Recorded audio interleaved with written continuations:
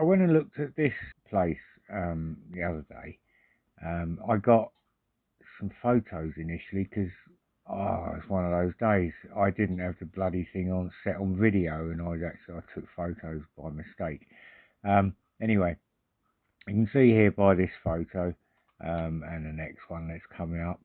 Yeah, it's got a bit of a damp problem in here, and the client had said to me that they'd had a local damp specialist who had recommended that all of this has got to be tanked, and I don't like tanking. I'm not an advocate of tanking.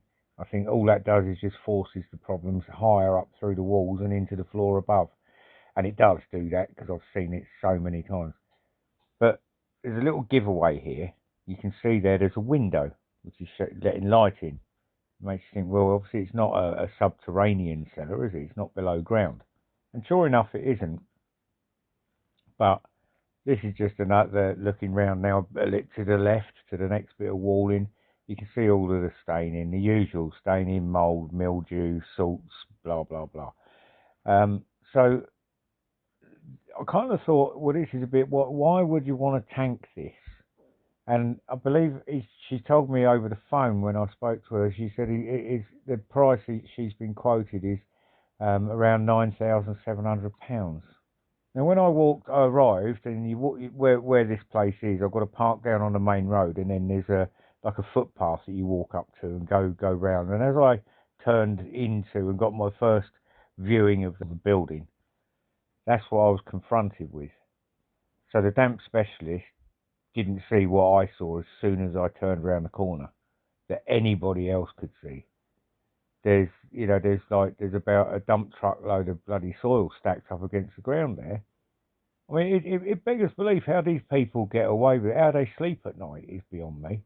So basically, all she's got to do is get someone in there, well, a couple of young lads with a couple of wheelbarrows and a couple of shovels, and clear it. Job done. So anyway, but I'll have a quick nosy round. So I moved around to the other side of the building. This building is actually, it's been separated into flats at some point. So this is the ground floor.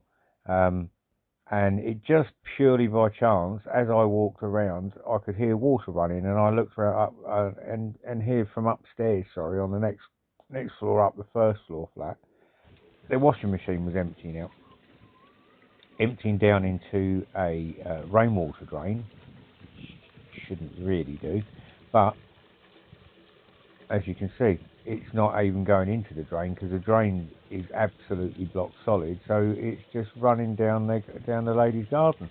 How could she not see that herself? I don't know. Sometimes things just do make me wonder. Anyway, good news is I've saved us £9,700. She can get a couple of local labourers really getting in. It's going to cost her a few £100, clear all that muck and mud, and then she just needs to get someone in to clear the drain out for her. Yeah, and it's another one where how anyone could recommend specify and estimate to tank that room out. It's not a cellar. It's not below ground. It's a ground floor room. Beyond me.